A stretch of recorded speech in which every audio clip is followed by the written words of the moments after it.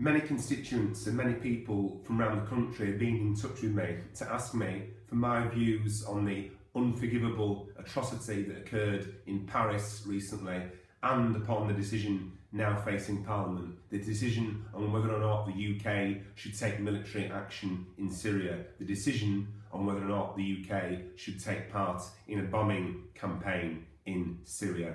I think we need to start off by accepting that Parliament can get things gravely wrong when it comes to international policy and when it comes to military policy. I think we have to understand that following unforgivable atrocities of the sort we saw in Paris, of the sort we saw in Tunisia earlier this year, and of the sort we see all too often all around the world, good, decent people and good, decent MPs also faced with the compelling humanitarian situation in Syria and the wider region can make mistakes. And our Parliament, sadly, has made grave mistakes in the past. I believe that it was a grave error on the part of our Parliament to authorise the invasion of Iraq by the UK. More recently, I believe it was a grave error by our Parliament to authorise military intervention in Libya. And I do want to briefly mention and discuss the subject of Libya because I believe it's of relevance to the decision now facing Parliament in relation to Syria. Now, I wasn't an MP at the time that Parliament voted to take military action in Libya. If I had been an MP at the time, I'd have voted against taking military action in Libya. And I was surprised that only 13 members of Parliament voted against taking military action in Libya. Why was I opposed to taking military action in Libya? The reason was, after thinking about it carefully and considering it carefully, I believed that the UK taking military action in Libya wasn't fundamentally in the interests of the Libyan people and wouldn't fundamentally help the Libyan people. And sadly, regrettably, I believe that events have shown that myself and others were unfortunately correct when it came to that. I believe that the day-to-day life of an average Libyan is more dangerous and more full of fear and more full of terror than it was before the UK intervened militarily in Libya. And the evidence isn't only just in Libya itself, the evidence is in the pictures that we've all seen of Libyans fleeing in makeshift rafts on the Mediterranean Sea, fleeing a mess that sadly, I believe, the UK military intervention helped to cause. So we must accept that decent, principled MPs can take the wrong decision in situations like this. So we must accept that is it also a possibility when Parliament comes to vote on military action in Syria very shortly. And when we think about the unforgivable atrocities that occurred in Paris, when we think about the unforgivable atrocity that occurred earlier this year in Tunisia, when we think about the unforgivable atrocities that are being carried out all too often all around the world, I ask myself this simple yet important question. Do I believe that the UK bombing a third country could stop fanatical, murderous, terrorist lunatics in a second country from walking into a cinema, from walking onto a beach, from walking into a tourist resort or shopping centre and shooting innocent civilians dead? I don't believe that bombing a third country can stop murderous terrorist lunatics in a second country from carrying out those kind of unforgivable atrocities.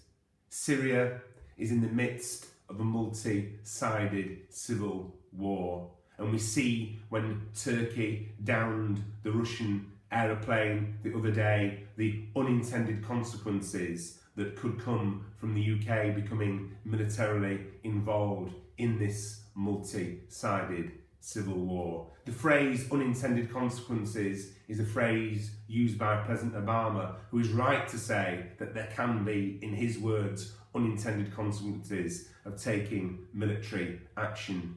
And we must remember, when we consider David Cameron's arguments that we should now take part in a bombing campaign in Syria, we must remember that this is the same Prime Minister who just a few years ago was urging the British Parliament to bomb Assad in Syria. And bombing Assad would have had the consequence of assisting ISIS. Bombing Assad would have had the consequence of assisting the extremists and the terrorists. Bombing Assad would have had the consequence of assisting and strengthening those that David Cameron is urging us to authorise bombing today. Now, I'm not a pacifist, far from it, but I think when we consider our Parliament's bad track record in this region, whether it be Iraq or Libya, I believe that the military defeat that must be inflicted upon ISIS is not a military defeat that can be best delivered by forces from the United Kingdom. Why do I say that? I say that because I think our military involvement in Syria would be welcomed by the extremists. I believe it would be welcomed by the terrorists. Why? Because I think it feeds their narrative that the West is engaged in some kind of crusade against the Muslim world. And civilians in Syria will die at our hands if we become involved in a bombing campaign. Syria is in turmoil, but ISIS, that controls much of Syria, isn't like a conventional army. It isn't like a conventional state.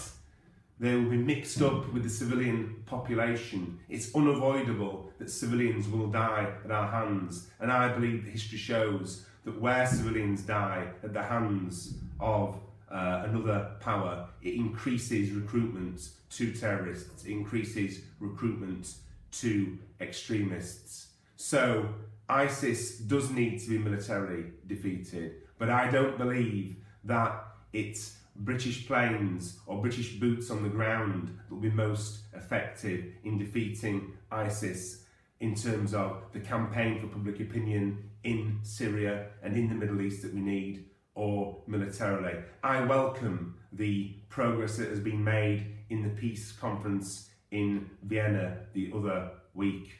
Parliament is facing a serious decision. A serious decision. It's the most serious decision an MP can make, whether or not to authorise UK military personnel becoming involved in conflict. When I've thought about it carefully, I'm not persuaded that bombing Syria is in the interests of the Syrian people.